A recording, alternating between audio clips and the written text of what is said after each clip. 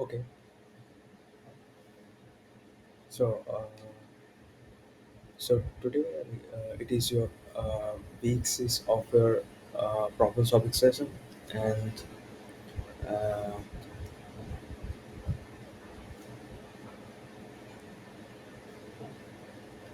yeah, so probably we can start right now.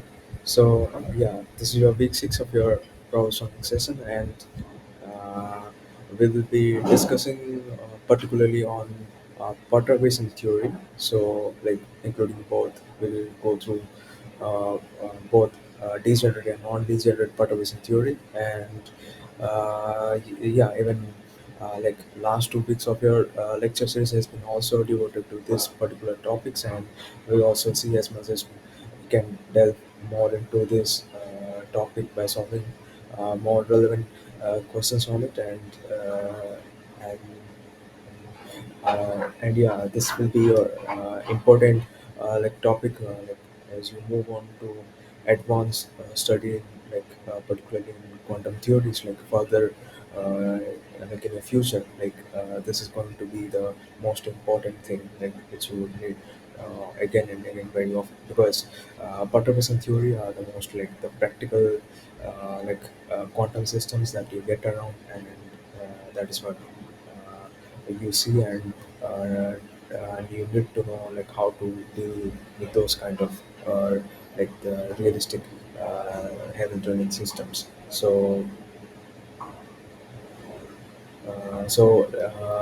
Yeah, as I just told you, like perturbation theory is the theory which has been introduced for that is one of the prescription to deal with like non-ideal systems, or yeah, so far all the quantum systems that we have gone through, those are very closed and ideal system, like they're well behaved in the sense, I mean, the Hamiltonian which you have considered, like you can really able to deduce their energy eigenstates and eigenvalues, and I mean particularly the state of a system, like it is well governed through Schrodinger equation. But like on top of that, like you will see like the states that you get, or generally the Hamiltonian which we consider is not the most idealistic Hamiltonian that we get.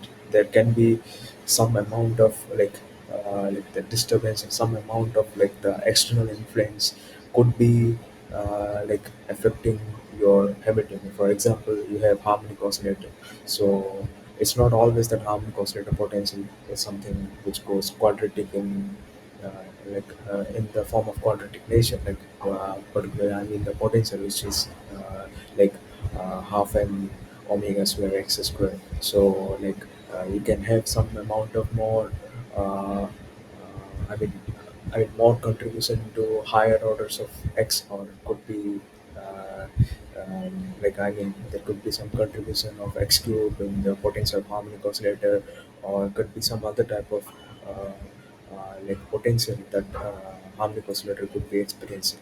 So it's not that like you will always get a very isolated form of system, quantum system, whose potential would always be governed by something very particularly half m omega square x square. So it's very difficult to get that. So in general, in practical scenarios, you see the real systems have some amount of influence of some other external field or source, uh, and if you have do you see that amount, I mean the amount of influence on your particular system, like as I was talking about harmonic oscillator, if it is the influence is very low, I mean the strength of the external influence is not really much more significant, but it is up to some extent, it really changes your actual energies or actual state of your system, then you can deal with a theory of perturbation, which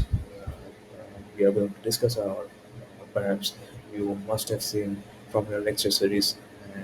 And I hope like the lecture videos are already uploaded on your NPTEL portal, and they are yeah.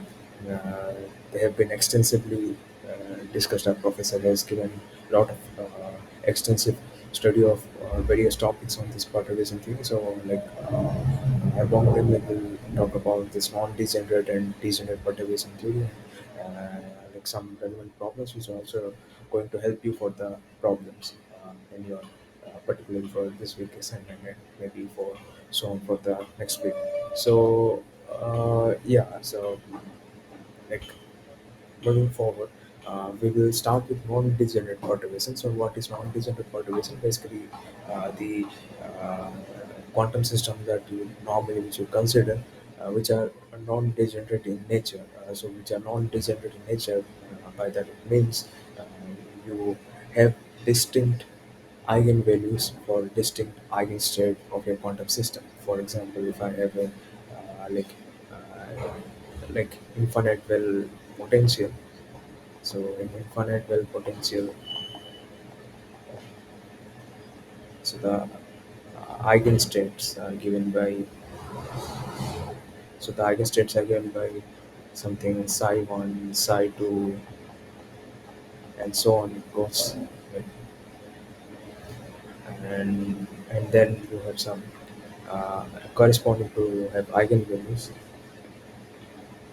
that is E1, E2, and so on.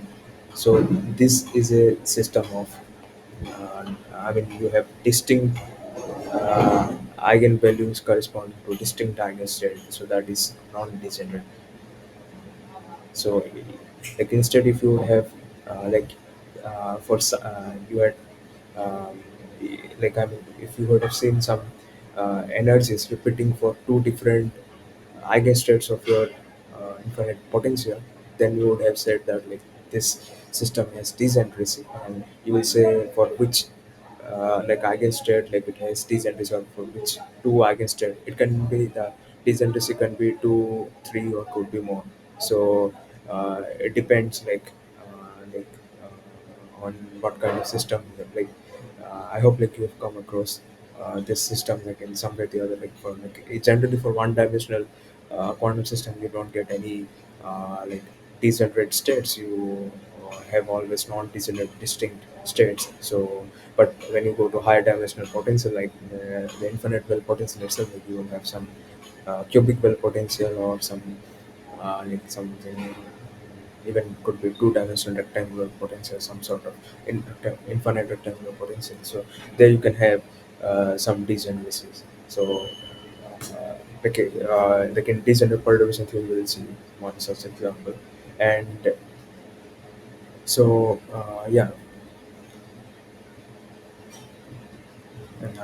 so now, what happens when normally which we consider like the Hamiltonians for different potentials, like we have seen Hamiltonians for harmonic oscillator, we have seen potentials for we have seen Hamiltonian for infinite well potential, we have seen Hamiltonian for even higher dimensional potential like hydrogen atom.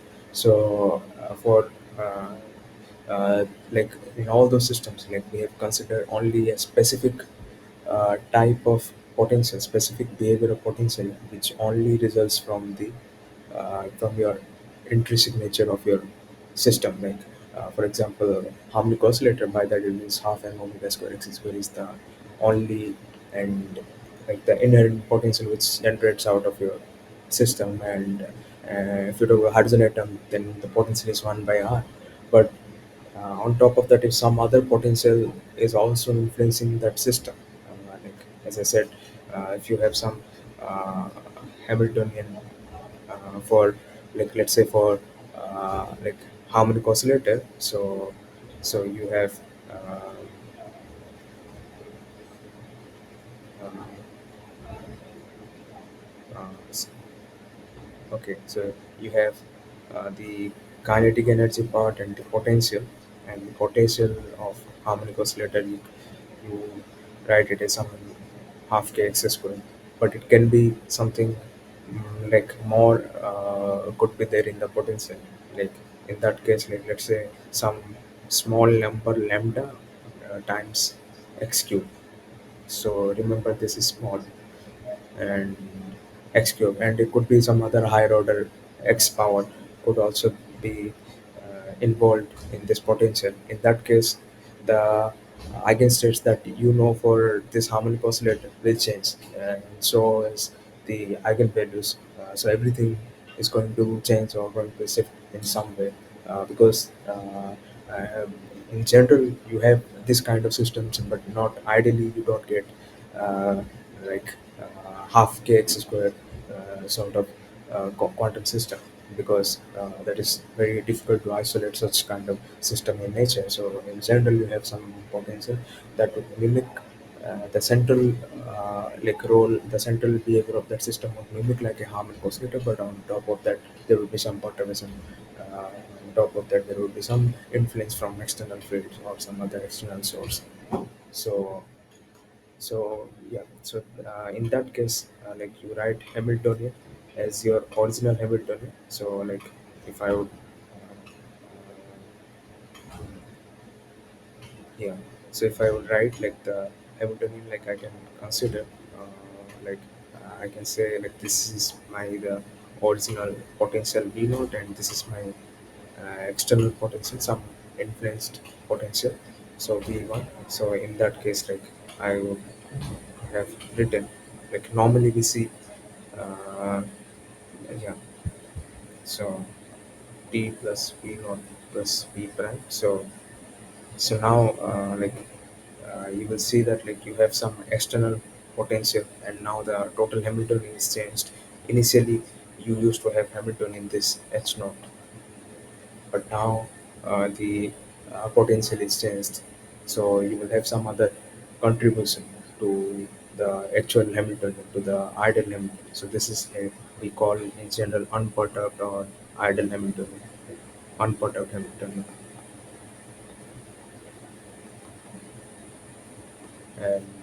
and HP is your perturbing Hamiltonian. So this is your that's your total Hamiltonian of the system. So yeah, and in general, like as I was talking about this harmonic oscillator potential, I said like for the lambda x cube term, like which is contributing the overall potential to the half kx square. So the lambda is very small. So that is the like the uh, catch about perturbation theories. That is the key thing which you should note, that this perturbation, like the HP, is your perturbed part of the Hamiltonian, which is like the some additional, I mean, contribution due to uh, some some additional part of a potential. I mean, some additional contribution to the potential of your corresponding Hamiltonian, which can which comes from some other external source or field. So that is what we call perturbing Hamiltonian, and that is always has to be expressed something as epsilon h1, given that uh, epsilon is very less than 1. So if epsilon is very less than 1, then only you can say that that is your perturbed contribution to the original Hamiltonian. So the original Hamiltonian was H naught, and when you add a little bit of perturbation, when we say perturbation, it itself, uh, like uh, it itself asserts that the contribution is very small, which means the epsilon value is very small, so that the external strength, which the original Hamiltonian is experiencing, is very less in strength. I mean, the strength is very low, so it won't. If it is little high, if it is comparable to the original Hamiltonian, or could be even more, then your system would change very drastically. So you cannot just solve simply using this perturbation theory. You have to start from the scratch. You have to start from the very beginning, like from like understanding what's from the solution of Schrodinger equation, and so on. Many things will change. So it won't like um, can be treated using this perturbation theory. So because perturbation theory itself roots from this epsilon, so which is very small, which indeed makes your system to analyze in terms of some series expansion. So it's basically like the solution or the states that which we have. or the eigenvalues which we have, the eigenstate which we have. So we can take those original eigenstates and eigenvalue, and we can do some expansion. We can add the contributions, higher order contributions, uh, and we'll see how. And we, I mean, those will add those contributions, higher order contributions, like we'll by like tailored expanding, or basically like the series expansions, which we usually do when we like I hope you are aware, like we with the series expansion, stuffs about series expansion is this, like we always expand a certain function at a particular point in space, around a very, I mean, around that particular point, by like going little away from it. I mean, uh, I mean, if there is a function f of x, and like if you want to know what is going to be f of x plus a, so you basically you tailor expand that f of x plus a. So where a is very close to x, so uh, like that is how like we do a is very close to x, that means which is very small. So here even like we have epsilon which is very small. So the perturbation theory which comes from the series expansion, which comes from the basically an expansion of like the original states and eigenvalues, like we'll see, like I mean, if you would see how we come up with the additional contribution of the corrections, uh, that is given as, like let's say this is our Hamiltonian, which contains both the unperturbed and the perturbed part, that is your total Hamiltonian. And when you uh, operate on psi n, so remember the psi n is now different, that is not the unperturbed psi n. So we are going to like yeah, so this is your original, this is your total sign, which contains the unperturbed sign, your original sign, that which was uh, like there before. Like for example, when you had harmonic oscillator, when you had only half kx square, no other higher terms, higher order terms, then you have psi n. So we are going to denote that with psi n 0. So here we are denoting it psi n 0 denotes the original unperturbed state, and En is again your total energy, which contains both unperturbed and perturbed contribution, and psi n is again the same thing. It contains again both perturbed and perturbed part. So, uh, so this is your this uh, eigenvalue equation is your new eigenvalue equation considering the perturbation. So, so where psi n is given by your original, this is your original unperturbed psi n, unperturbed, original unperturbed state. That means in the absence of perturbation, you have this psi n 0. So all other things will go to 0. Like if you have perturbation is 0, that means epsilon is 0, that means hp is 0. That means your psi n is basically is equals to psi n 0, which is your original state. But if you have some epsilon contribution to your original Hamiltonian, then like you have some other correction to your state. So this is your like first order correction, this is your second order correction. So first order, we call it first order correction because this is like the we consider the power, I mean we consider the epsilon power uh, as the order of correction. So here the epsilon power is 1, so it is a first order correction, and epsilon power is 2, then that would be your second order, and so on, like, you go. So, and likewise, you will also see your energy will also have the original unperturbed eigenvalue, or the energy that we are looking for. We are looking about energy eigenstates and eigenvalues. So, and again, in energy source, you will have corrections. So, so this, so this is first order correction,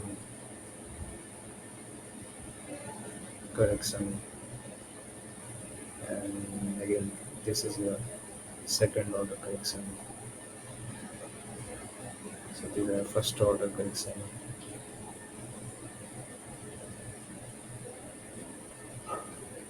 So this is how your uh, yeah.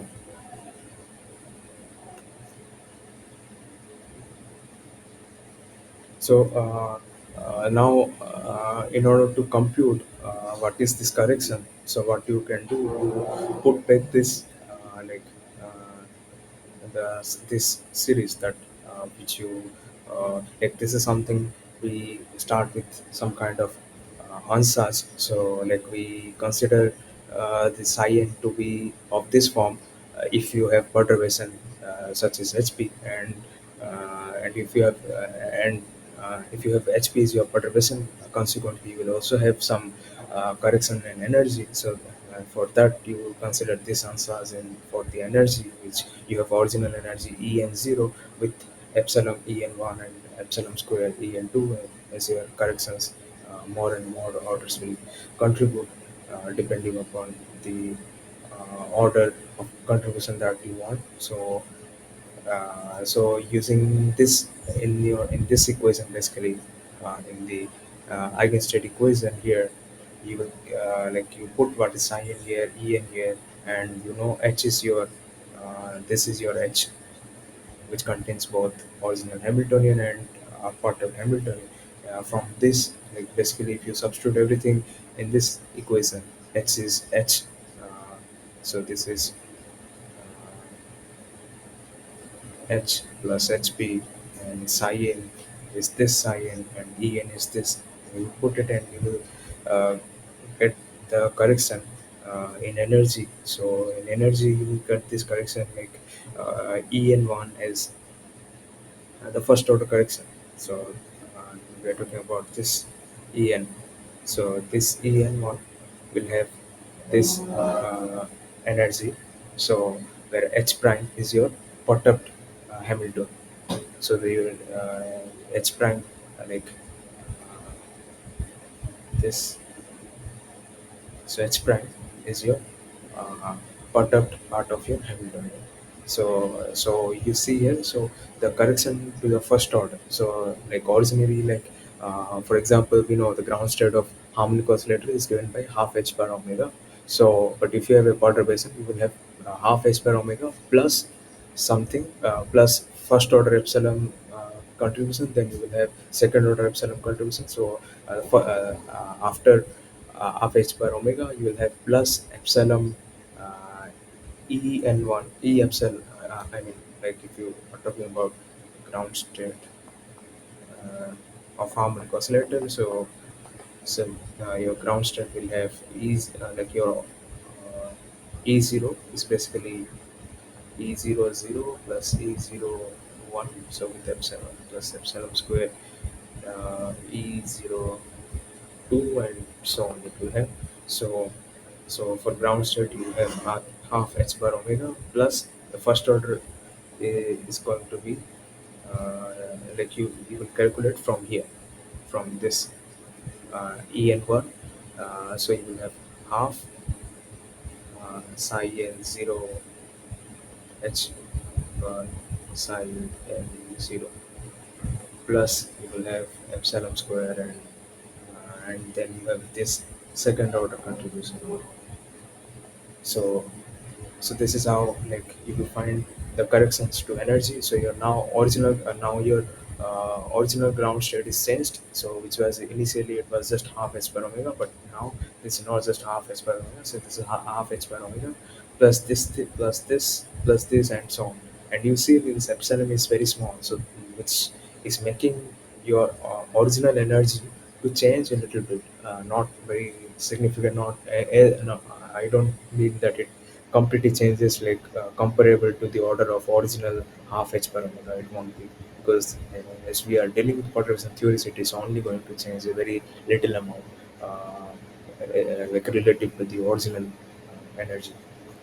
So that is your order corrections, or that is how you compute like change uh,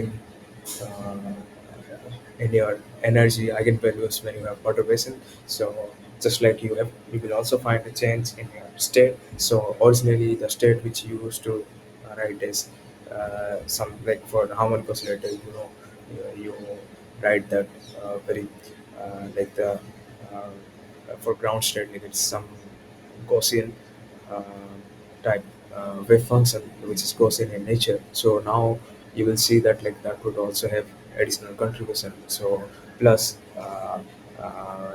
you have this contribution, and this is for a first order.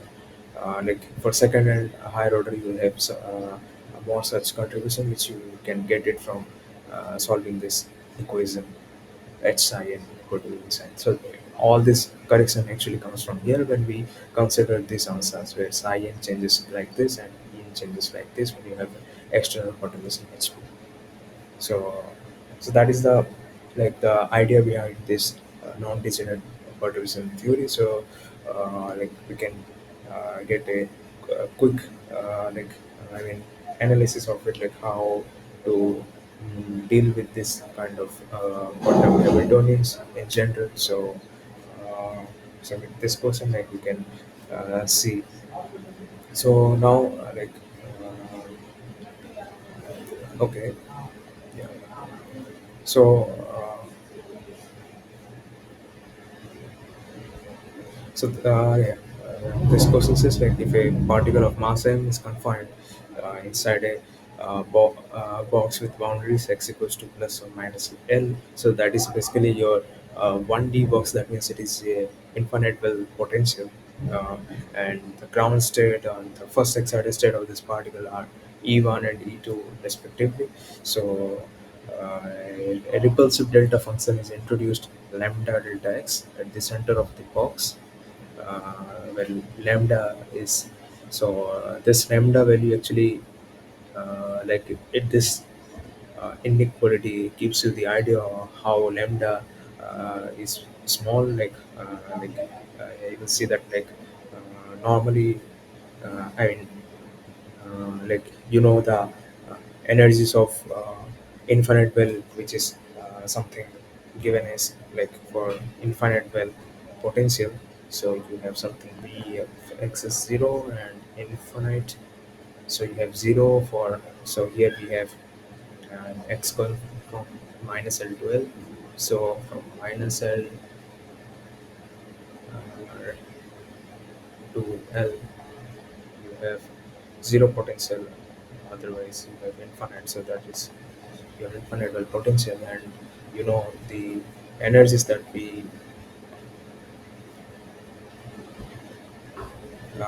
write for this infinite well, something goes like this. So uh,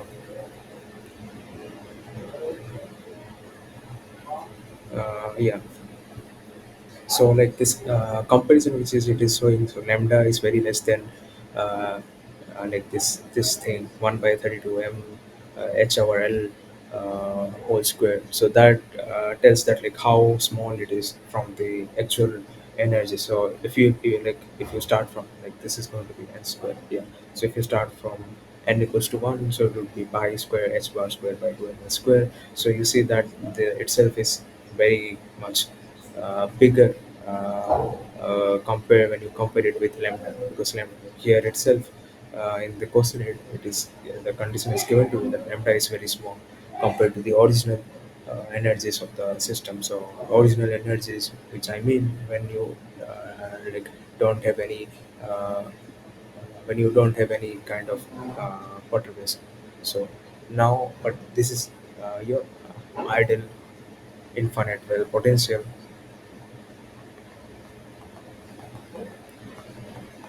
So that is unperturbed.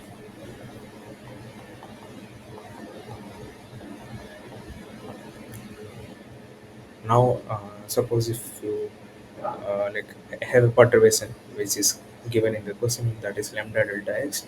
So that lambda is very small. Again, in this condition, that it is telling that E1 prime and E2 prime will be your new ground. So this will be your new. Uh, so so this is will be a new ground and first excited states. So respectively, then like compare what is E1 prime and E2 prime with the original with their unperturbed energies, that is E1 plus E1 and E2. So uh, yeah, so what is given, uh, so HP is your perturbation, that is lambda delta x.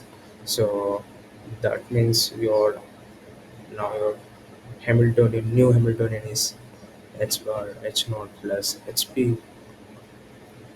uh, so h prime is h naught plus hp. H naught is your original Hamiltonian of infinite potential with an addition now of lambda delta x, which becomes h prime in total. So uh, that means yeah, so that means you will have a change in energy and eigenstates also. So here in the question, it is only asking about what is the change in grounded and first excited state. So starting from first, starting from ground state, that is denoted by E1. So E1 prime. So originally you have E1 E1 was pi square h bar square by 2 n square, and so on. It was going like n goes from 1 to 3. So now you will have now you will have E1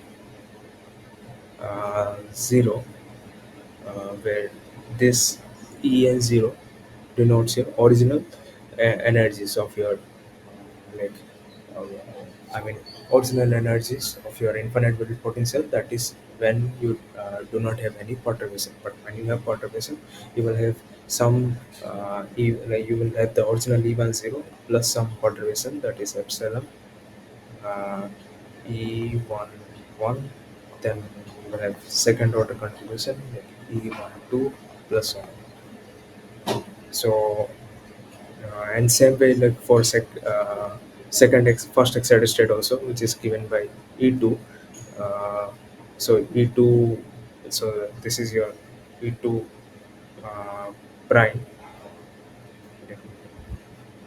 So this is your E2 prime and E1 prime, E2 prime, and again E2 prime will have the original energy of the first excited state of infinite well, and then you will have first order correction, which comes from the bottom part of the Hamiltonian. So that will be, and then you will have second order correction. So like that, you have. So so now, like in order to calculate the first order correction, that means you have to calculate what is E11 and E21 for the first excited state. So, like here itself, it is only asking about first order. Uh, if E1 prime denotes new energies respectively with their own perturbed energy. So,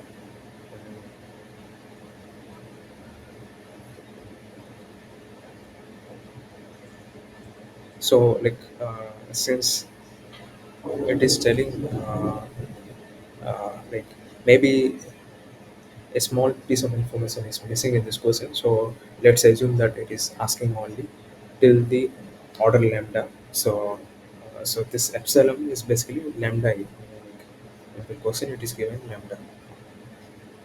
So the guy started by denoting this perturbation with epsilon. So sticked it with it, but in question it is in this question particularly it is given as lambda. So we will stick to that because this is your perturbation. So this is your HP equal to lambda delta x. So that is what I used to write. HP equals to epsilon h prime. So your h prime is delta x, and the epsilon which I was calling it, it is now lambda. So yeah, so let's calculate the first order correction. That means I have to calculate what is E and 1 first order, where n is your 1, 2, 3 for your infinite potential. So the formula which I have already like written it at the beginning, so I'm using this formula. So psi n0 h prime, so h prime psi n0 h prime psi and 0. So that means um, for, let's say, for the ground state, that is n equals to 1, so I will have 1 0, and uh, h1, or yeah, h prime is your perturbation, so h prime is delta x, as I just said here. So delta x and psi 1 0. So now, like, the psi 1 0, that is your original, uh, like the eigenstate, or the original state of your infinite potential. So using that, like, what we will get, so, like, we have to, this basically we have to take this inner product. So inner product, that means we have to take the overlap integral. So that, so your infinite potential is given from minus L to L. So for that, like, let me write,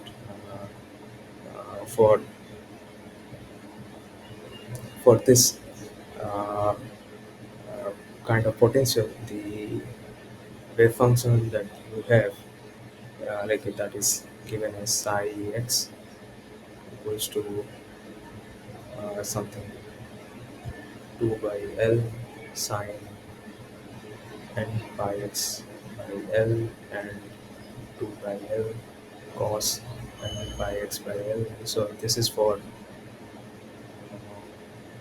even n, and this is for odd n.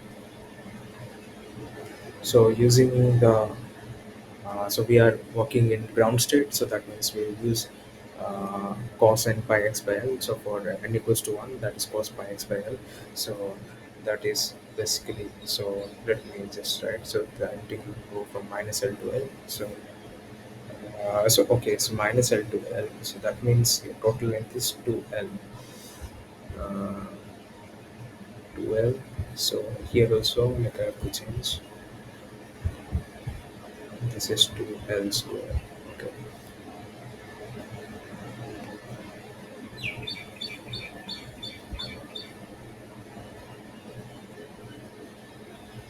Uh, so here also you have 2L, 2L.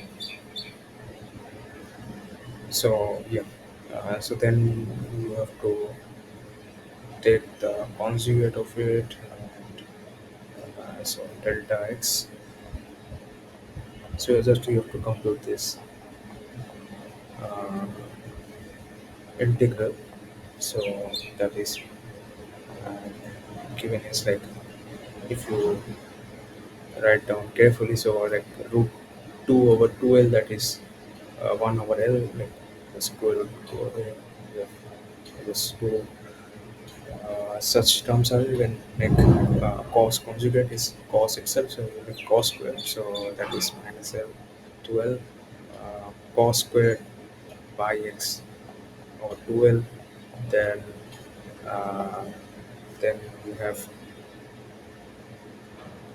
so this is basically your, um, let me write, uh,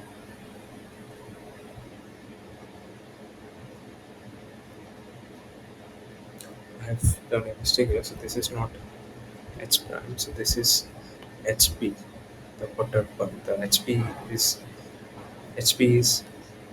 epsilon H prime. For this question, we have HP is lambda delta x. So this is HP, not H prime.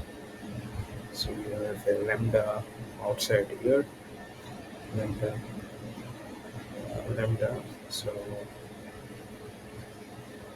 yeah, delta x dx.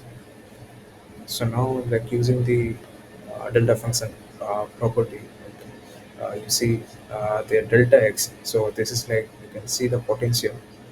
Like, if you see the potential visually, like, you have some kind of this potential. Uh, so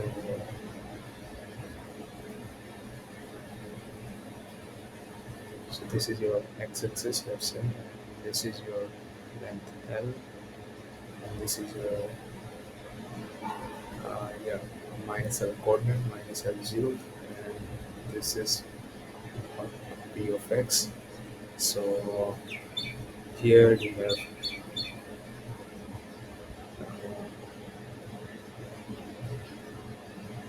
so within this region your potential is zero, but what is given here? So like you have a delta peak at the origin, so lambda. So you have some delta peak here. So that is the strength of the delta peaks given by lambda. So,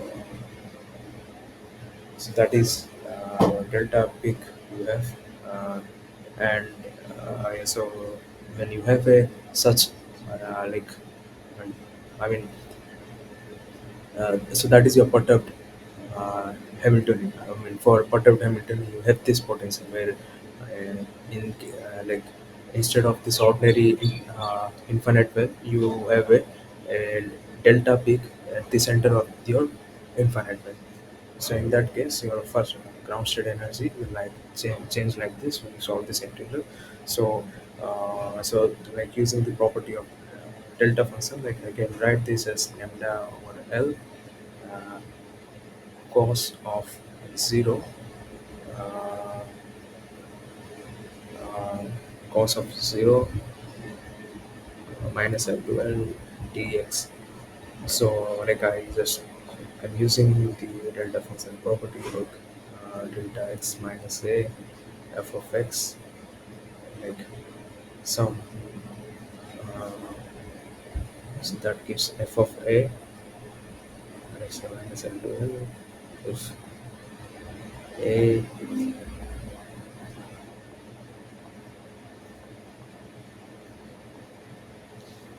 where a remains within not where a remains within minus L to L. So that is a property of delta function. So so again, so this will be simply uh, no. So cos zero. So cos zero that is one. So you have lambda by L, which is greater than zero. So that means your total energy, which is E one, that is equals to E one zero plus E one one. So so that is given by E one prime. That is your new energy. So you have for ground state you have pi square h bar squared by 2m 2l square plus lambda by L. So you see that your new energy is greater than the old energy. So the old energy was E10 just. So similarly you can do it for E21 for the first excited state. You follow the same process and you will see that you will find zero there because for first excited state you will use this wave function that is sine and pi xl and so when you calculate the one-up integral so that it is going to give a sine square and pi xl and taking the integral with the delta function and using this property the same property which you used here when you had cos square here the factor cos square like gave you some non-zero value, but now you have sine squared that will give you zero because sine is zero. Using the delta function property, it will become sine zero and sine zero is zero. So so e2 prime. So e2 prime that is your new first excited state energy is going to be your old first excited state energy plus the perturbation. So uh, so then this is going to be yeah by the 2 square pi square h bar square by 2m 2l square plus 0. So your new first accelerated energy is equals to your old uh, first accelerated energy. So that was denoted by E2 in the quotient it is given. And for your ground state energy was denoted by E1. So your E1 is basically E1 prime is greater than E1 and your E2 prime is greater than E2. So that this is the comparison required to do, which was asked in the question with their original unperturbed energies. So this is how you deal with the perturbation theory.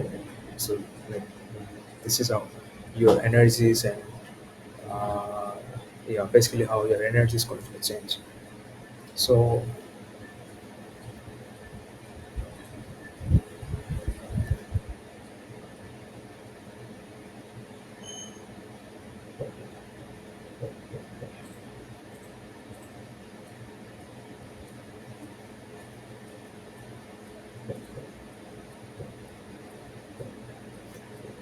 yeah.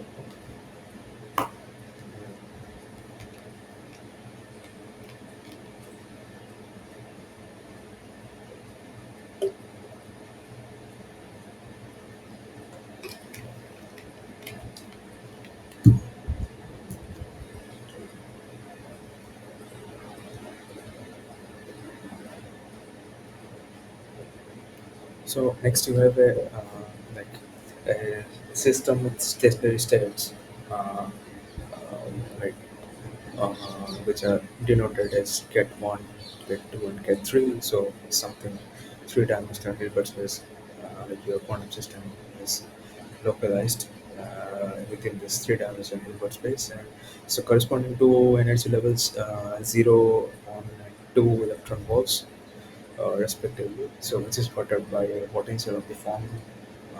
This is your perturbation that HP. So that is given as epsilon some form like get one bra three and epsilon get three bra one, where epsilon is very less than one again. So that like assigns the strength of the external field, which is very small. So that's why perturbing, like the perturbation itself, the name suggests is a very small strength, like something very small, a slight change when you bring in your system. So how much change you are going to see in your uh, quantum states and energies and eigenvalues and so on. So now then, if that is so, then estimate the new ground state and correct to order epsilon. So yeah, you have to order epsilon. That means first order correction you have to check. So in the previous question also, like I think it was not mentioned anywhere, like to correct up to which order. So take it as first order. So like second order, like you that is as we uh, like we'll see like one such example which goes to second order as well. So for now, uh, let's do this one. So we have uh, okay. So it is said that like we have a quantum system whose original ground, whose original states, let's say it was denoted by like it is denoted as get one, get two, get three. So like in our notation as we started before, like we are denoting our original state as get psi 1 0 for the first state or the ground state, psi 2 0 for the first excited state, and psi 3 0. So that is given as 1 in the person here, and psi 2 0 is 2, and psi 3 0 is 3, and yeah. So correspondingly, you have energies E10 that is given as 0 electron volt and E2 0. So this is your unperturbed states and corresponding unperturbed energies. So that is 1 electron volt and E3 is 0, is 2 electron volt. And now you see like you have three states, three distinct energy eigenvalues corresponding to them. So that tells that you are dealing with a non-degenerate system. So there are no energies or eigenvalues are repeating here. So so that's why we are dealing with non-degenerate perturbation theory. So we'll see what how this picture will change if you have some repeated energies or eigenvalues and coming forward. So yeah, so then your estimate the new ground state correct to order epsilon. So a new ground state which you have to calculate. So psi one with uh, psi one. So yeah, so your original psi one. Now your new psi one would be something. Let's say it is given by psi one. Now originally you have psi one zero plus you will have some epsilon psi 1 is 0 and so on. You will have some higher order psi 1 yes, sorry, this will be psi 1 1 and psi 1 2. So first order correction in your psi 1 in your final psi 1 state, and your second order correction is psi 1 2, get psi 1 2. So we are asked here, so here in this question we are asked to estimate what is psi 1, that is your first order correction in epsilon. uh, so psi 1 1, like if you follow the rule which we like uh, mentioned right here for first order correction in wave function, that this is the formula you are going to use. So using this like we can estimate what is the correction to the first order perturbation. So yeah, we are doing psi 1 1. So we rewrite the formula once again. So first order. The superscript 1 denotes the order of correction, and the subscript denotes the which state, ground state, eigenstate, and so on. So, so here the formula like is something which follows like this. So I am 0. So 0 denotes uh, psi m 0. So 0 again denotes your original state. If you have psi m1, that will be first order correction. Psi m2 will be a second order correction. So the formula is something psi m0, graph of psi m0, hp, the perturbation part of your Hamiltonian, and psi n0 over e n0 minus e n0.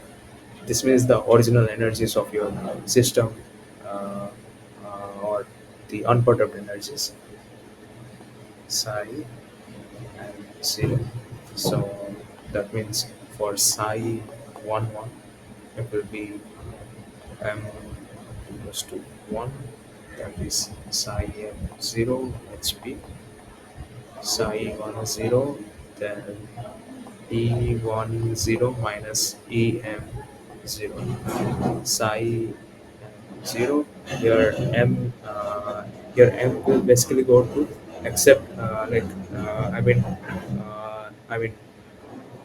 except one. M can go to 2, 3, and so on. But here, since it's a three-dimensional, uh, like Hilbert space system, so the highest you have 3. So this summation indicates like for all values, the sum will go for all values of M, except for M equals to 1.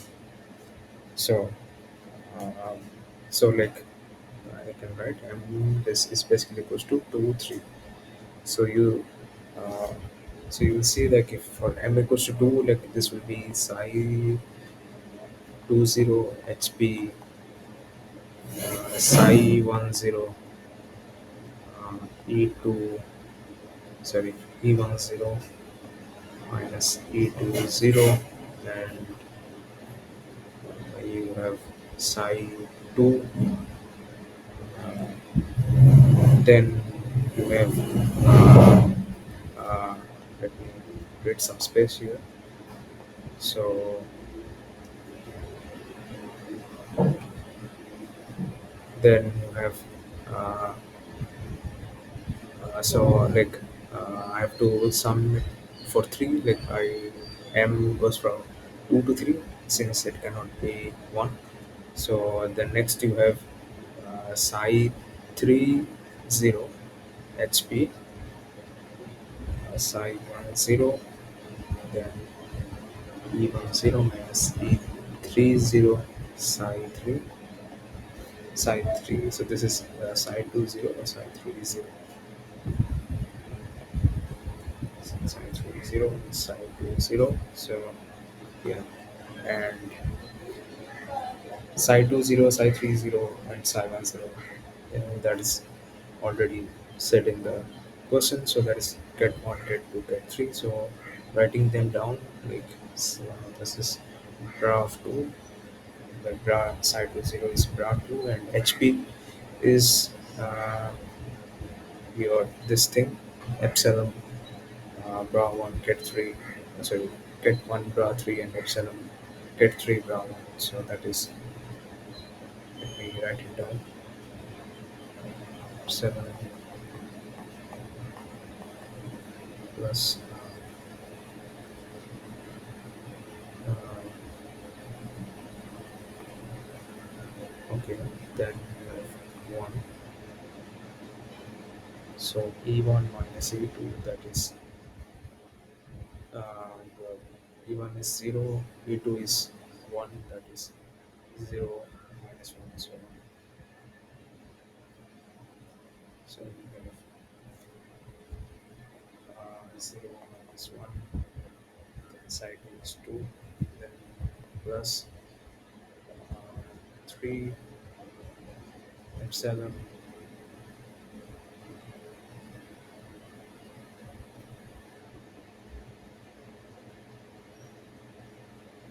uh, yeah, plus epsilon 3 1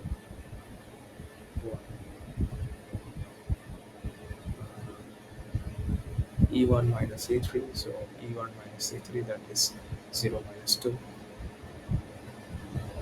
uh, then 3. So, so that there is 1. So now, like if you would see, like these are orthogonal. So if you compute this, you will get uh, uh,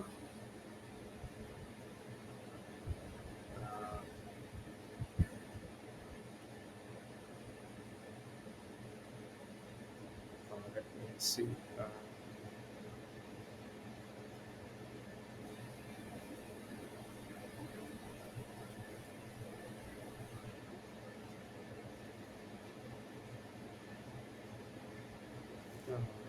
yeah.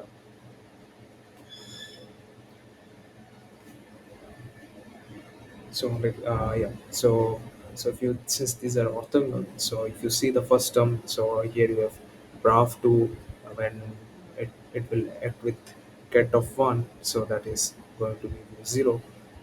And but if you see like or else if you see this psi of 3 inner products with uh, I mean when this bra 3 and get 1 is taken into, then that is again going to give you 0.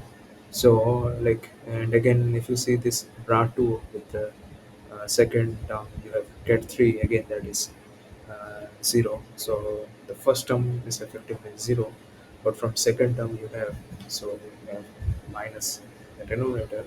So you have the overall sign of minus here, and then again if you see the first part will go with 0, and from second part you will have minus uh, epsilon, minus epsilon get 3. So yeah, that is minus epsilon by 2. So this is your correction sine 1 is your So that means your original state, I mean, not origin, I mean, original in the sense, I mean, your new state with the contribution of the perturbation, or your, your new state with the correction is psi 0 plus psi 1 that is basically uh, psi 1 minus epsilon by 2 3. So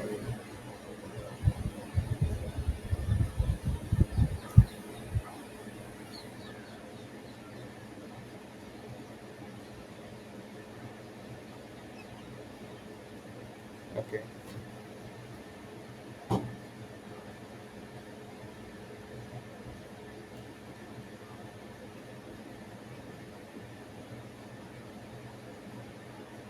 uh, I think initially, like, which I like wrote the notation, it was correct actually. Tightly, uh, the first order correction, like, it is itself written as, yeah, that is HP this, or else I can write if epsilon outside, where HP is epsilon h prime. Yeah.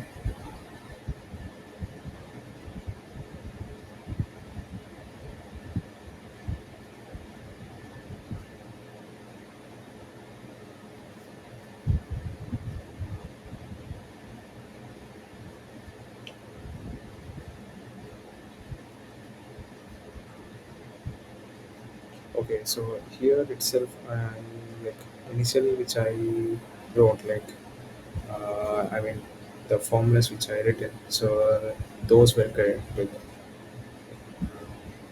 So sorry for the slight confusion. So this is going to be your H brand. Yeah. Now it is fine.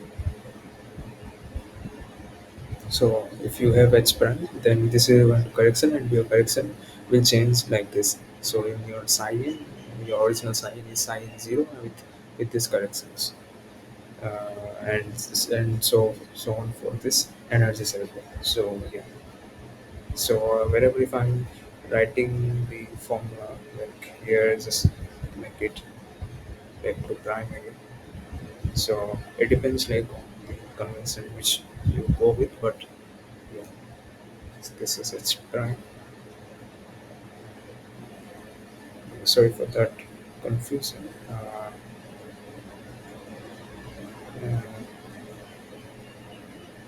no, here in this question, like, I'm messing with the notations here and there a bit. So here HP, like, let me call one this, or let me write this is delta x. So yeah,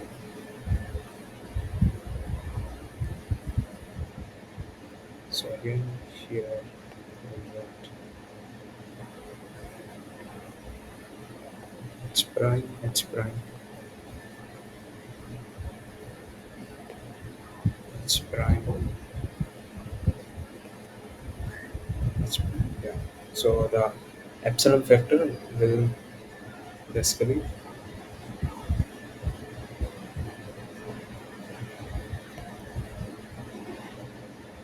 so this epsilon factor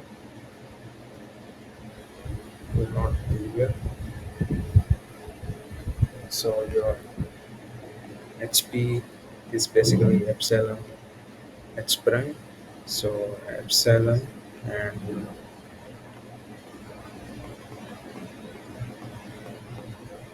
yeah. So when you write the correction, so that will come in here. Uh, yeah. So this is just minus 1 over 2.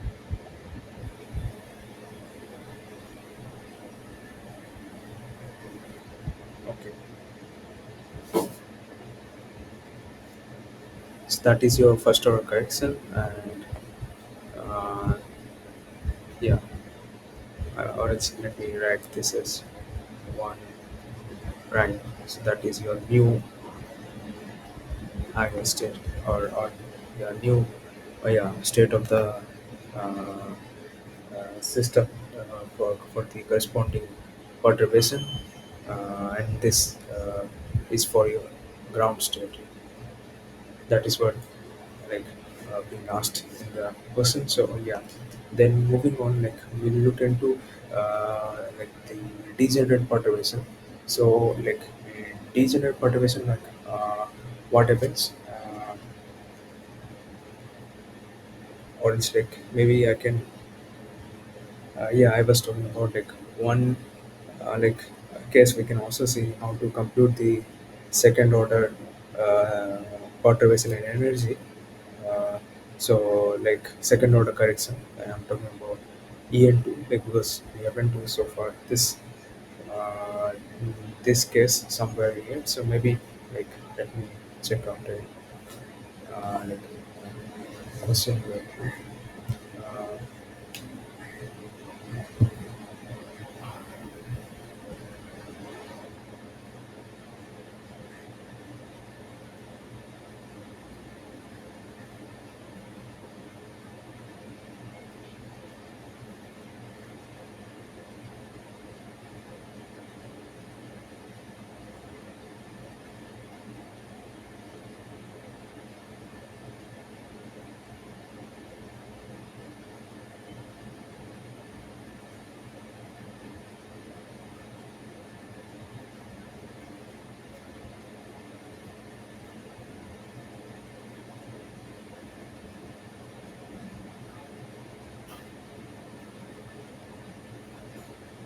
So like the overall the method is going to say like for like the second order correction in energy is bit similar to the calculation which we did for the first order correction in the state.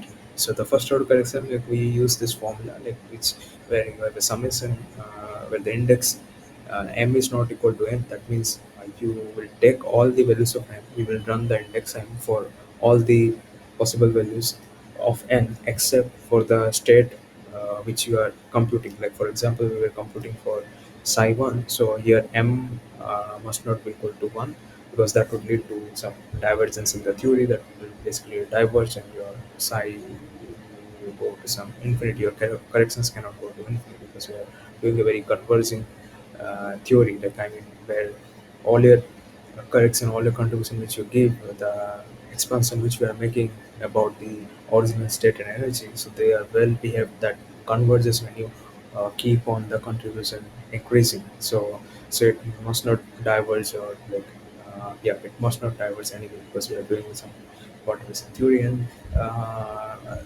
so it, uh, so like you can also get this idea when you try to derive this expression finally, or you have seen that already during the lectures. So the what I was telling you exactly, like this similar calculation you also get when you compute for second order correction and energy.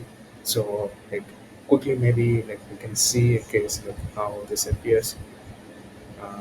Let's just let me write the question here. So like let's say uh, particle of mass m, particle of mass m, particle of mass m is confined to a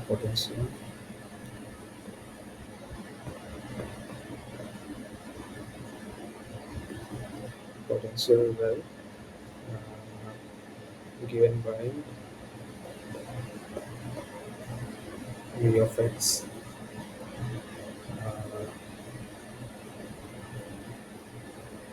0 for minus L by 2 to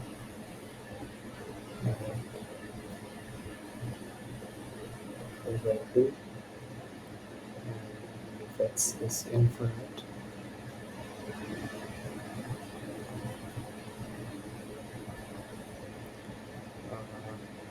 then perturbation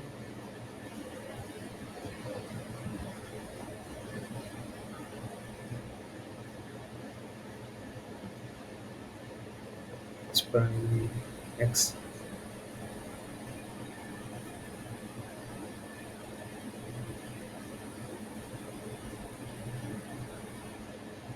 is alpha x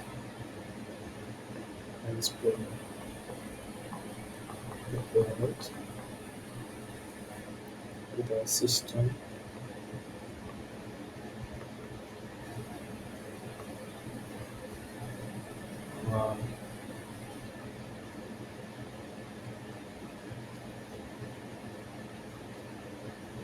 uh, then again like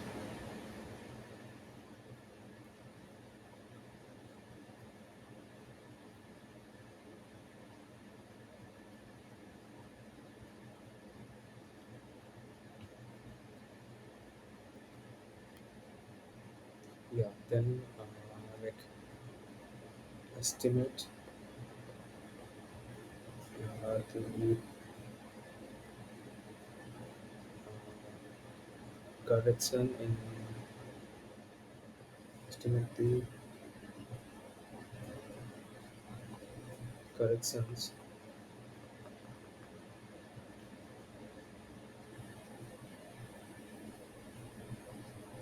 corrections whether they are positive, negative, or zero. So, so what you got to do, you basically have to uh, yeah estimate the corrections whether the for the ground state whether they are like positive, negative, or zero. So so again like as we said, so our for ground state like if this is your total ground state. Then you have the unperturbed ground state, which is your original ground state, and then you have some epsilon E01. This is your first order correction in epsilon, and your second order correction in epsilon will be this. So you have to compute what is E0, E1, and you need to know like whether they are positive, negative, or zero. So so to do that, like let's start with the first order correction. First order or like we write first order in epsilon like so this is first order in epsilon that is given like you can check the formula again, so that is psi 0, the ground state we are doing for order 1, and and h prime. So like we were writing hp as epsilon h prime. So in question it is given h prime as hp. So and alpha and x is your h prime. I mean for our notation. So like we are confusing with the notations a bit. So be careful. So like we are always denoting our perturbation as some epsilon h prime.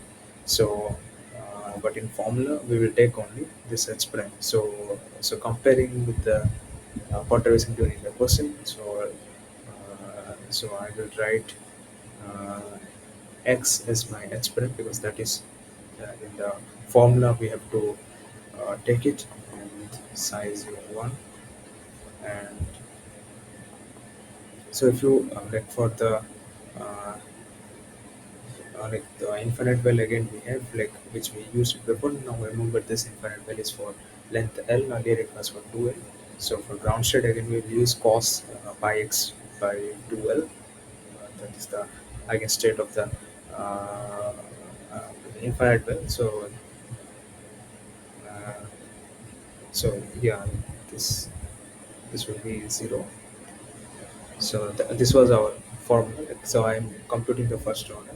So this will be just simply minus L by 2 to L by 2 x cos square by x by 2L, and there will be a factor of 2 by L dx. Yeah, and you'll see that like this is some uh, like uh, like this cos square is your even type function which is symmetric. So we got an even function, and this is x is your odd function, and you're integrating from minus L by 2 to L by 2. So so that means this is basically overall a odd function, and you're taking the integral of odd function that will basically give you 0. So that means your e10 is 0, and then you have to estimate what is epsilon's square correction, that is e02. And for this we will use the formula, like bit similar to the one which we found the first order correction for the eigenstate in the previous question, but yeah, the actual uh, so so here e0, uh,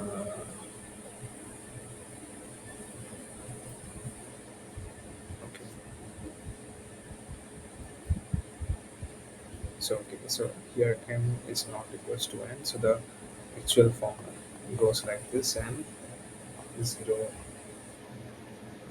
h prime. So again, your h prime is x here, remember, and psi n 0 square, then e n 0 minus e n 0, and yeah, n 0. So now we are doing like for the ground state. For ground state, n is equals to 1. So that means your m cannot be equals to 1, but it can m can go from 2, 3, 4, and so on. So you will see, put n equals to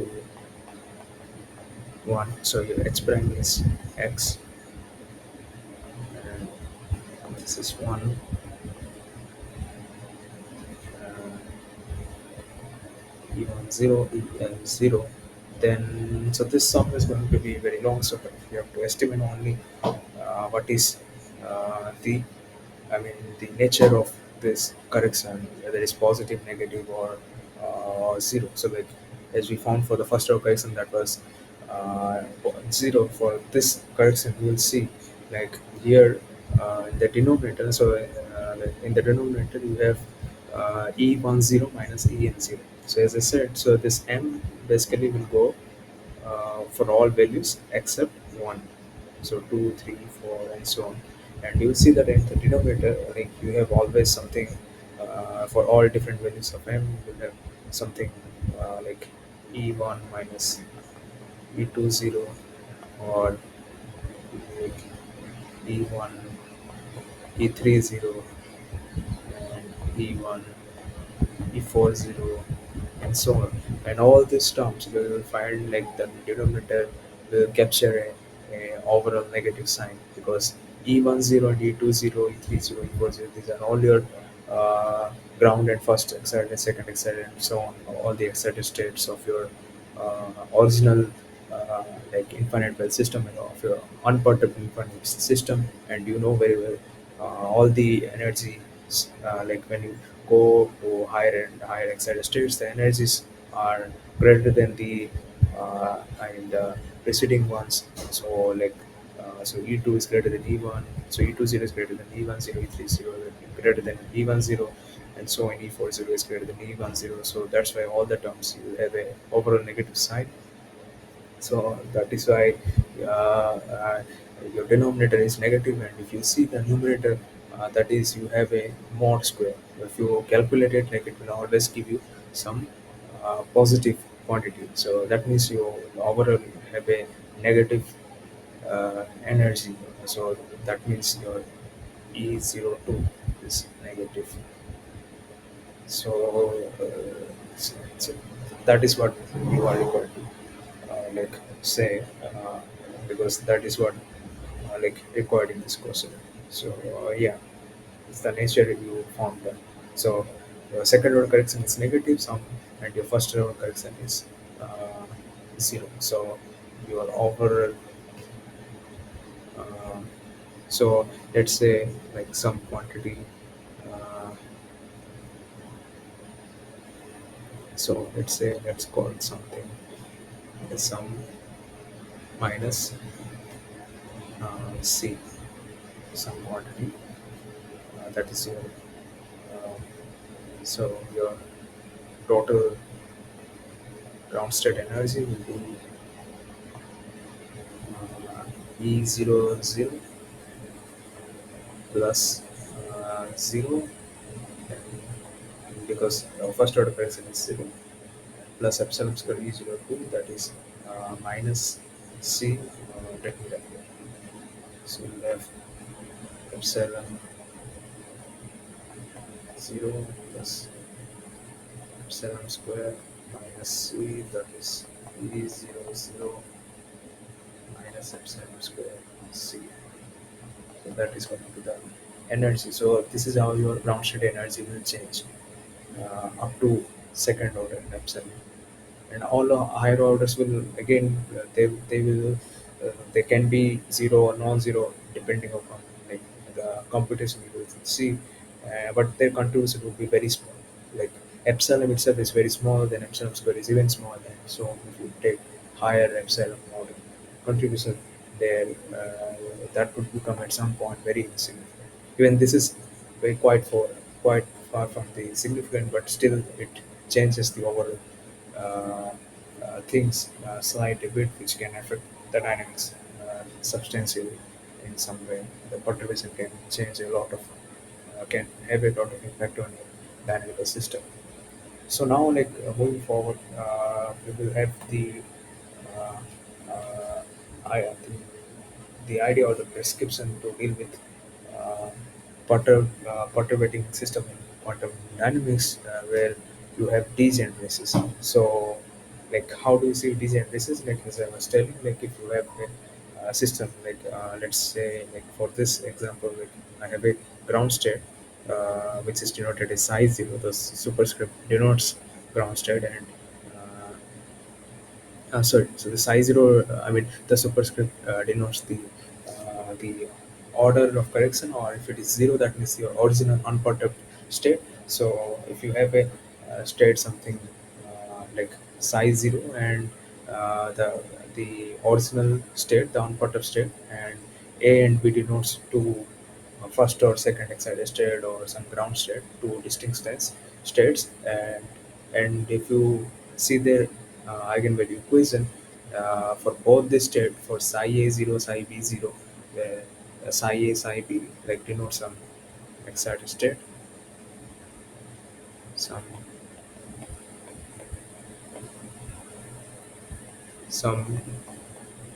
unperturbed excited state,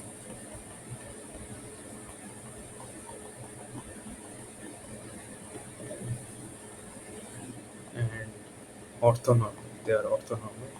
So remember that for, yeah. So for them, like you have same energy eigenvalues. That means they are degenerate. So, this is degenerate.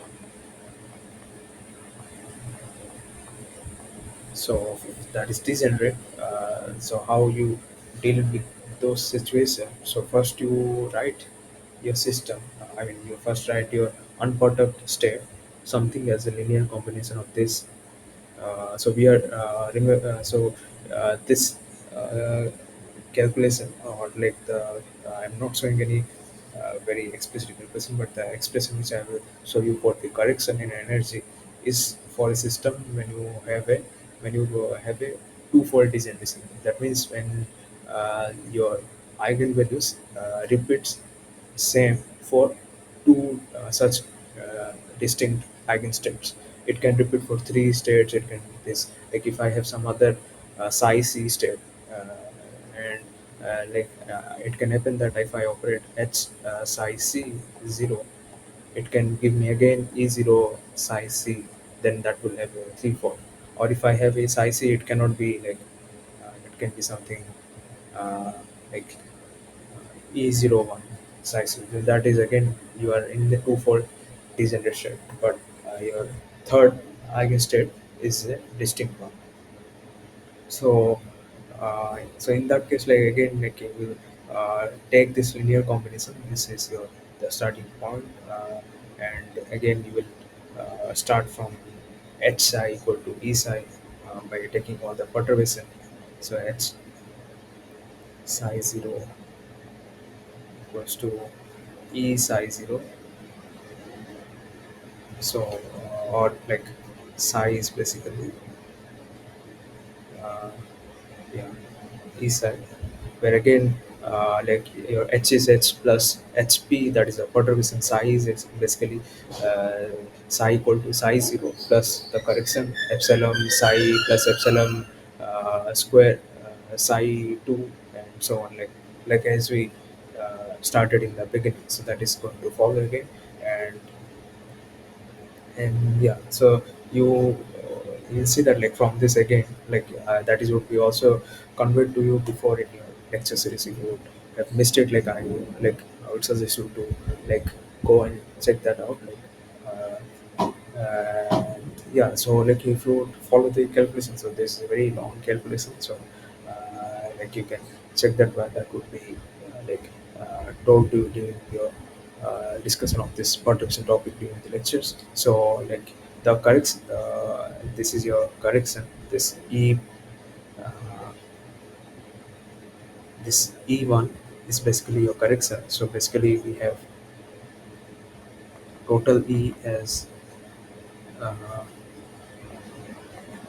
E0 plus epsilon E1. So this is a correction for E1, and so it will follow some E1 correction if you want to estimate what is E1.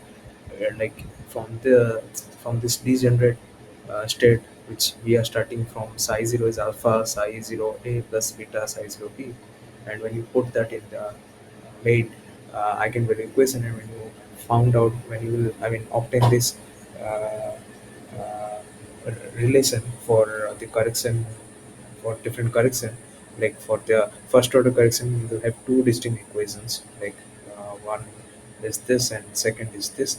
Now you will see that like to obtain this, what is the correction in first order, you have to solve this system of equation, these two equation, to get what is e prime, or e1. Like let's say we are talking about e1 here, denoting it as e1.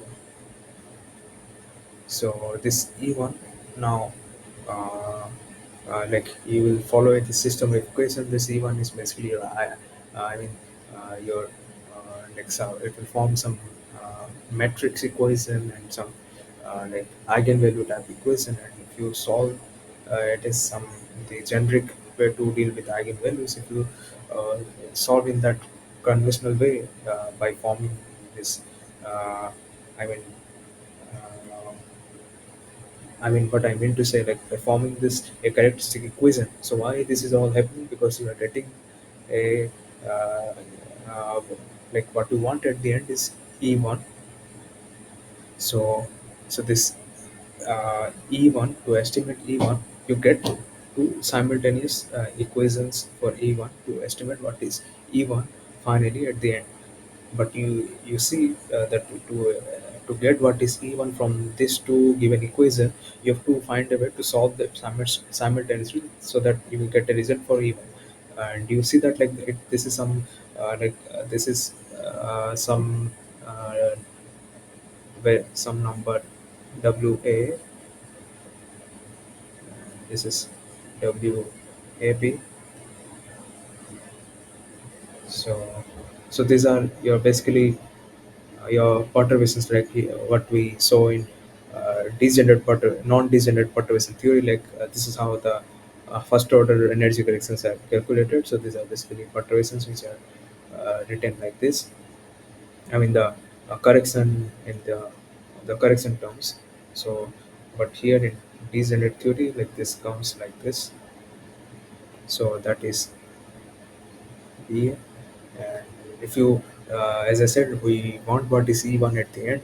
To calculate that, we have to solve this system of equation, which you can like display in terms of matrix equation. And if you E1 is basically your correction, and that correction can be solved from this matrix equation in the form of eigenvalue equation. And for eigenvalue equation, you need to form this characteristic equation, and from this characteristic equation compute what is your uh, E1. You will get two roots for this, right? Because corresponding to this eigenvalue equation, and that will be your two different values for your first order correction. So for example, I mean, why you are getting two different values? Because you had h psi a equal to e0 psi a, and you had h psi b equal to, so let me see, so let me denote this as h0. So that tells like my original Hamiltonian, which has unperturbed Hamiltonian, was something like this. So you see, for two different um, like states, psi a, psi b, I had repeated eigenvalue e0, e0. So when you add perturbation to h0, that is h0 plus hp, so then you will compute correction term in energy and state, what we did for non-degenerate theory. So like if you do the same for here for the E1, which is your correction in your energy, so the first order correction in your energy, so that is epsilon E1. So in that case, like you see, uh, epsilon E1. So this E1 comes as some form of eigenvalue equation, and you get two roots for this. So E1 plus and E1 minus. So you will see that for like after the perturbation, you have two different values of psi and psi b, two different eigenvalues of eigenstate psi and psi b, and now they become distinct. Earlier they were degenerate. So, what I am telling, so now uh, for corresponding to psi a, your energy will be something, eigenvalue will be E0 plus epsilon E minus, and so let me write this thing. Uh,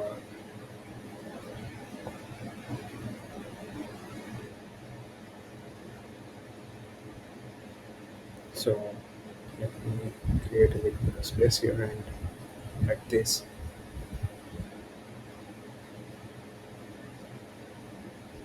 So yeah, what I was telling. So first, this is what you have. Uh, yeah, and for psi b, you have E0 plus epsilon E plus. So now you see the psi A, psi B are not degenerate anymore after the perturbation. So this is what we call like their degeneracy is lifted. So when there was no perturbation, they had same energy, but after when you give perturbation, then both of them, both the states have the distinct on unique energies, on unique eigenvalues, and they become distinct once again and not degenerate anymore. So that is one key thing about this degenerate perturbation theory. So this basically degenerate perturbation theory lifts your uh, degeneracy. So your degeneracy is split it away. Like earlier they were same eigenvalue, now they are split it into two different distinct eigenvalues. So yeah, so that is a small piece of information. So like you can quickly see like how this works for a system like this infinite cubic well potential. So uh,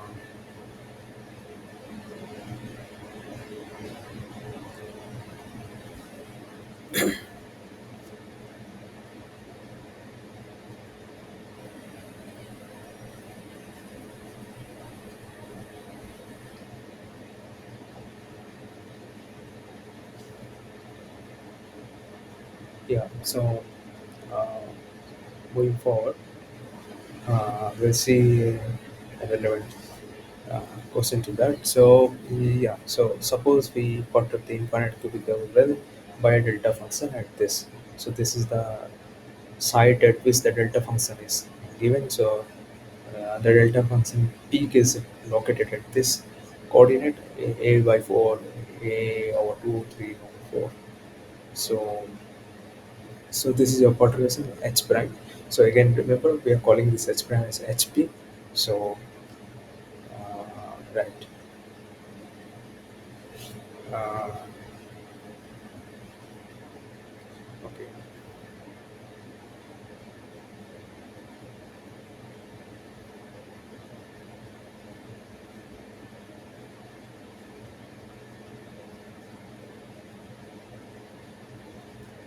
Yeah.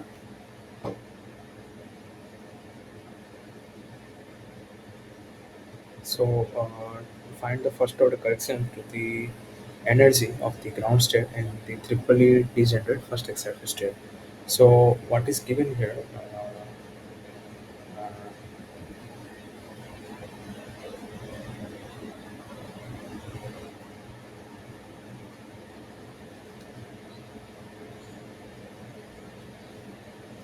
Uh, okay. So the what we did it here for this twofold degeneracy. So let me tell you, the same can be done for higher order degeneracy. So earlier, as showed you, like that is for two-fold degeneration. That means you had only like uh, two distinct states where energies were repeating, the identity values were repeating. But now you can have even more.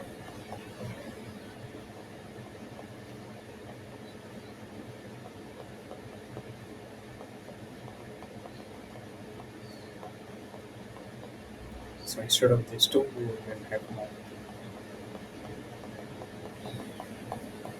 So this is higher order degeneration. So you can go. So in this case, like what happens, you have a cubical well potential. So let me write what is cubical well potential. So that is 0 for uh, so this cubical well potential, this is given as 0 uh, minus let me check the potential.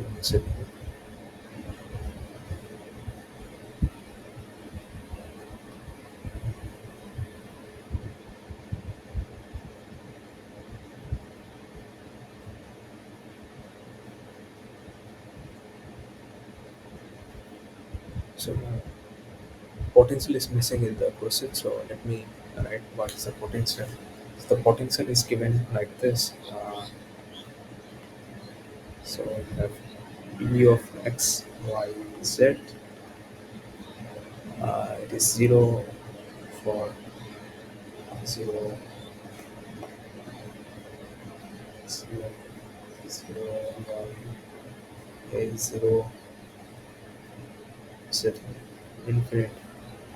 Otherwise, for all other reasons, it is infinity. And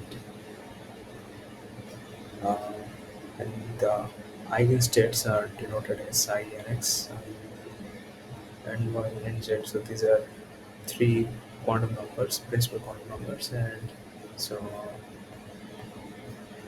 x, y, and z. That is given as 2 over a 3 by 2 sine nx by a x. So this will be, yeah, sine ny by a y sine z I over a. So this is your corresponding potential and eigenstate for the infinite well, for the cubic infinite well potential. This is your cubic infinite well.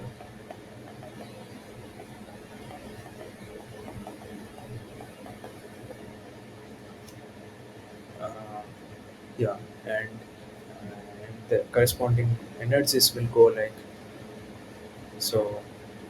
So this zero again superscript denotes the unperturbed, the original energy. So far there is no perturbation in this potential. So you can see I have just written uh, v x y z is zero and infinite. So there is no delta function. I have not introduced this h prime yet through anywhere in the potential by which you will have a perturbation in the uh, total Hamiltonian. So this is just for the unperturbed case. Like I am writing what is the general form of cubic infinite well when you don't have any perturbation. So that is this is your eigenstate and the wave function and corresponding eigenvalue will go something as pi square h bar square 2m a square nx square plus ny square plus nz square.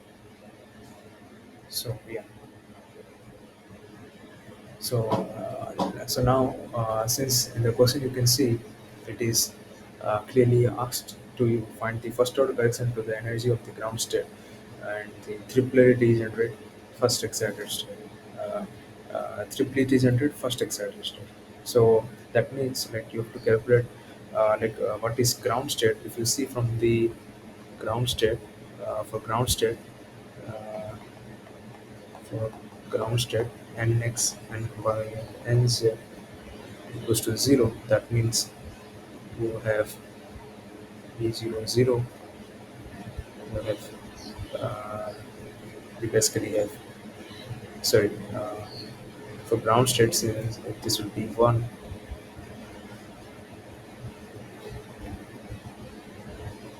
because for ground state infinite where it starts from n equals to 1.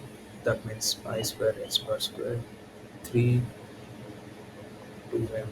So that is going to be the ground state. But for the first excited state, you see uh, uh, this zero still denotes the unperturbed uh, eigenvalues or the energies of the original cubical well potential.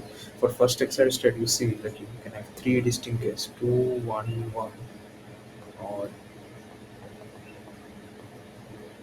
uh, 1, 2, 1, and 112. So these three energies are same. So they are not so that is why like they are degenerate. So the first excited state is degenerate. It has like like I mean you have corresponding three different states. Like you will have psi 2110. You have psi 1210 and psi 112, and you see these are orthogonal states of cubical wave potential, but they are degenerate since their energies are same. So like let me write their energies. Uh, it will be one.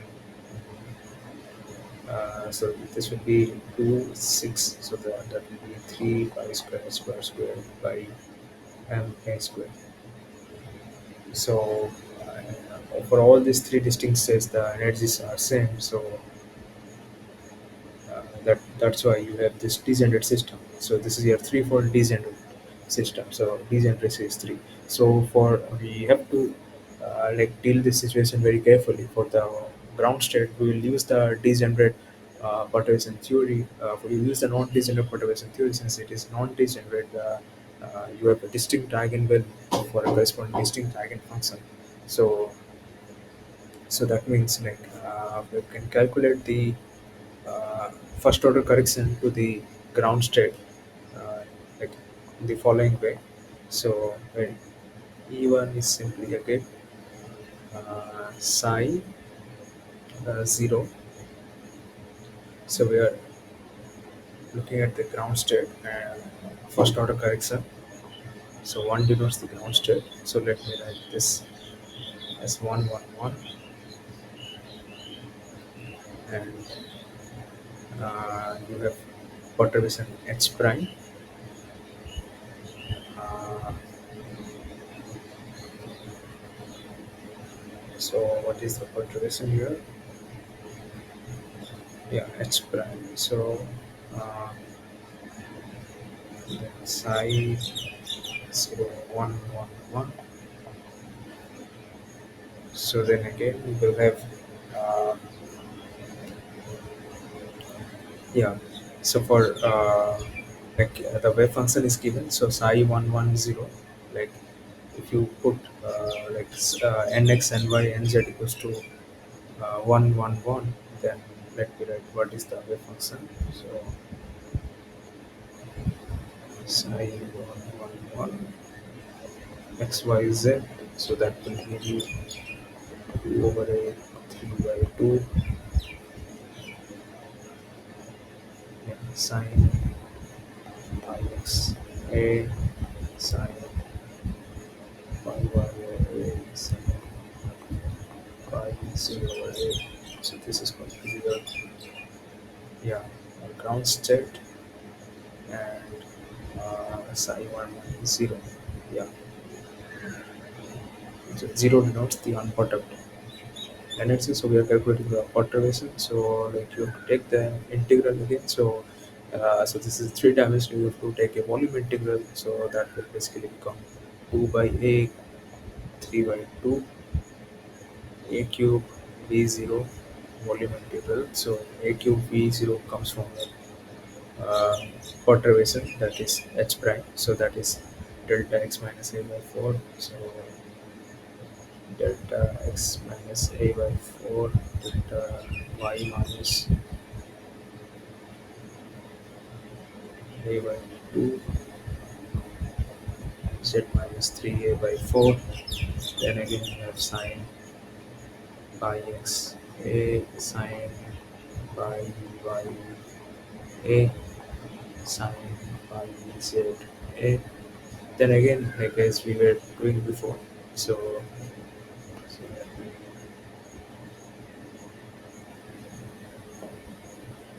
so this is integral over dx dy dz. So again, use the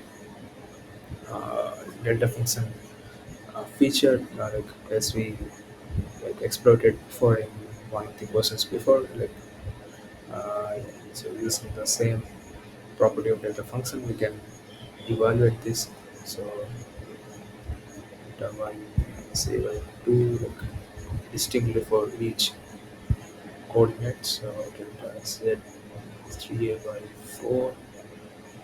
Uh, so I'm missing the sign functions. So you have sine pi x a. So sine pi by a. So sine pi z over a dz. So solve this integral, like you will find like uh, this will be a over 4. So sine these are sine square, remember, because we are doing sine conjugate of psi and multiplied with psi. So yeah, so if you put like this will become this integral will give you sine square pi by a. So pi over a multiplied with, so this will give you sine square pi over a times a over a4. So that is sine square pi by 4, that is 1 by 2. So from here you get 1 over 2. So same you get from c, you get 1 and 1 over 2. So uh, so then your overall first order correction to the ground state will become like you will see that if you calculate that, then finally we'll get uh, uh, something 2 v naught. So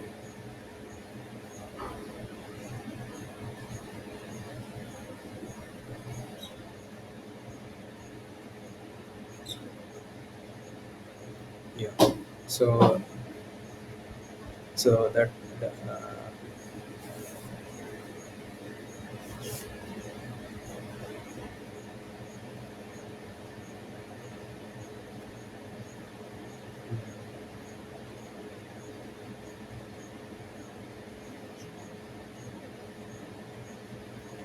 okay. Uh, Let me check this is.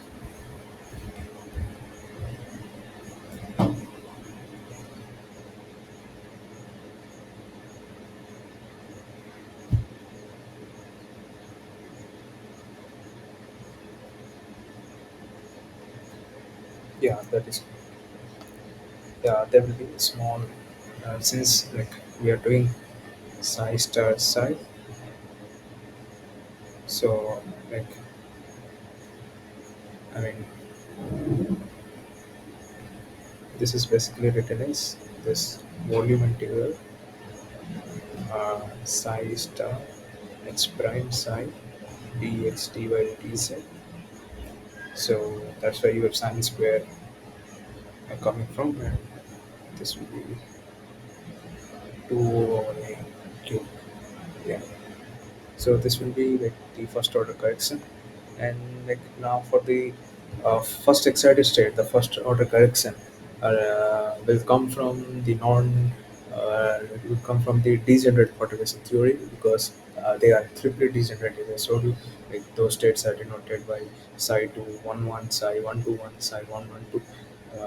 So zero the superscript denotes the unperturbed state. So once we do like we see that like all of these three states share the same eigenvalue, but once we will found the first order correction, you will see that these eigenvalues won't be same after all because the total eigenvalue will be the unperturbed eigenvalue plus the first order correction, and the first order correction will be same. At least we hope that like they would come same. Otherwise, if they like turn out something zero, like we don't like I mean there's a possibility that like they do those three values will become different, like as we saw in the as we discussed a bit how this happens, like in the the discussion section, this degenerate uh, Potterson theory just minutes before. So so to deal with this, the uh, degenerate one. So for first we have to calculate first order correction. Like as I said, the first order correction is calculated.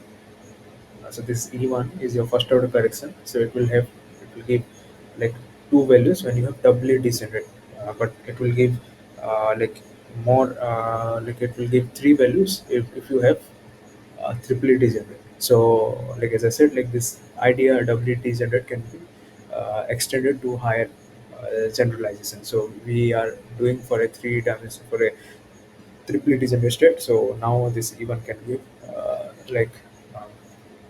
um, three values instead of two, like there's two roots we have. So we have to solve a 3 by 3 this eigenvalue equation, this metric equation. So like how this will form. So there we will have like instead but we have WA, WAB. So there we'll also have WAA, WB, WCC, and so on. We have WAB, WAC, and WBC. So that is how it will go. Uh, so if you do that, like you'll get.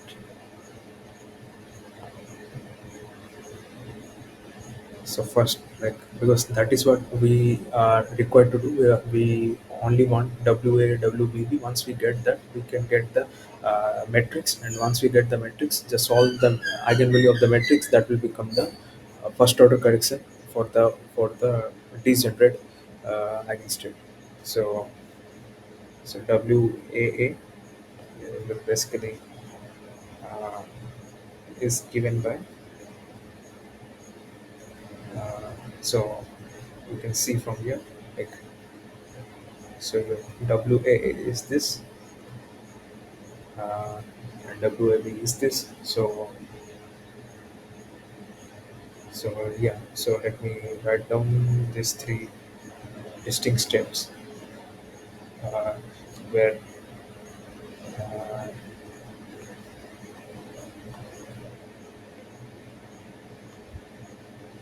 first excited state,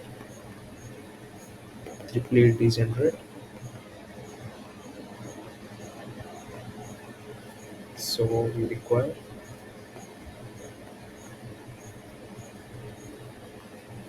W equal to W A A, W A B, W A C, W B A, W B B, W B C, W C B, W C B. Sorry, this is W C A, W C C. So and let me write what is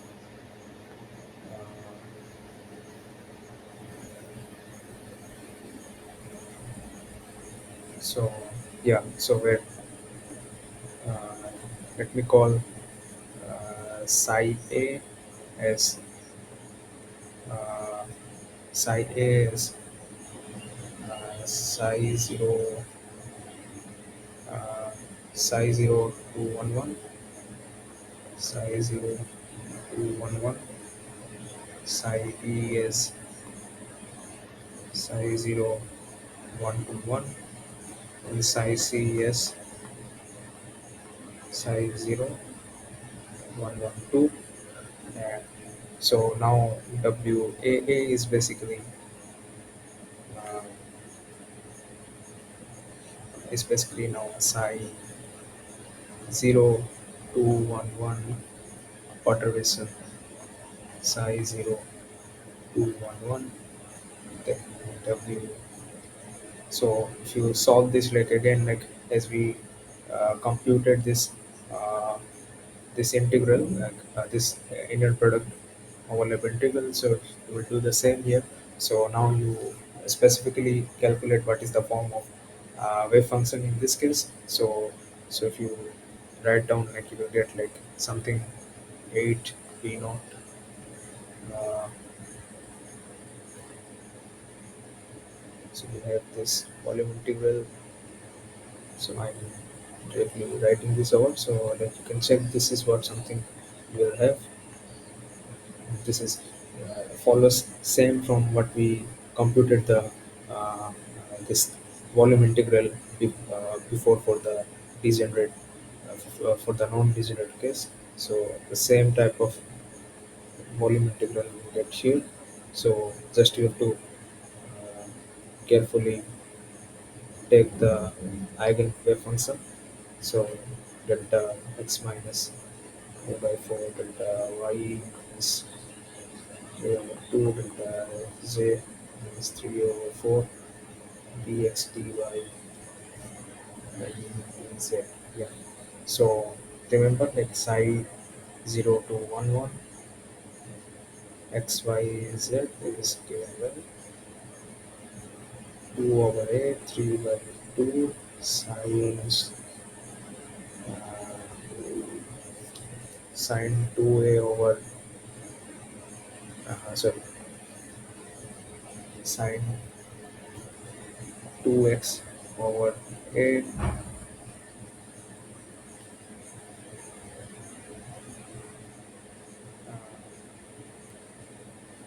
Let me check. Uh,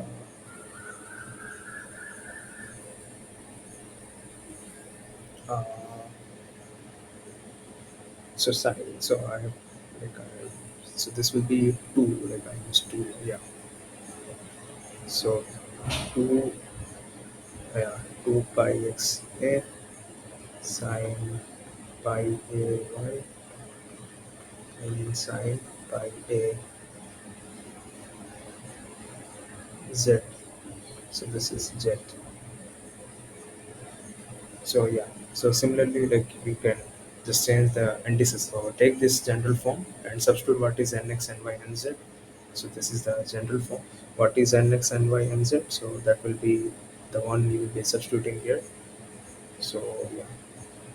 So so similarly, we'll do what is psi wab. Uh, so this will be psi 0. For wab, we are taking this state. So a a B, this will be 2 1 1 1 2 1. So and W B B is spread side 2 1 1 side. So WCC is side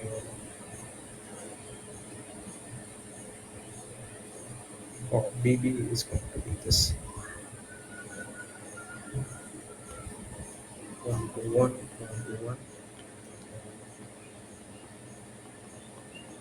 so 1 1 2. So like you will calculate all this uh, I mean eigen this terms, this matrix elements, and then you will basically get your W. So from this W, like you can take the uh, eigenvalue of this W. Uh, E1 is your eigenvalue, and like you will form a characteristic equation. So this is basically the determinant, and from this determinant you will get uh, like you will get uh, three values of E1. So like I'm writing them down. So you'll get three values as 0, 0, and uh, 2. So you can see now, like for the psi 2 1 1, you have corresponding energy still E0 plus 0, and for psi 1 2 1 you have E0 plus 0, and for for psi so this E0 like as we so before E0 is something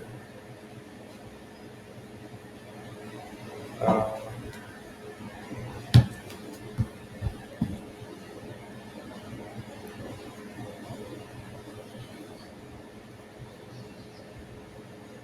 so yeah, so E1 will be like this will be 8 V0. So the eigenvalues like you'll get 0 0 8 V0. So you'll get E0 plus 8 V0.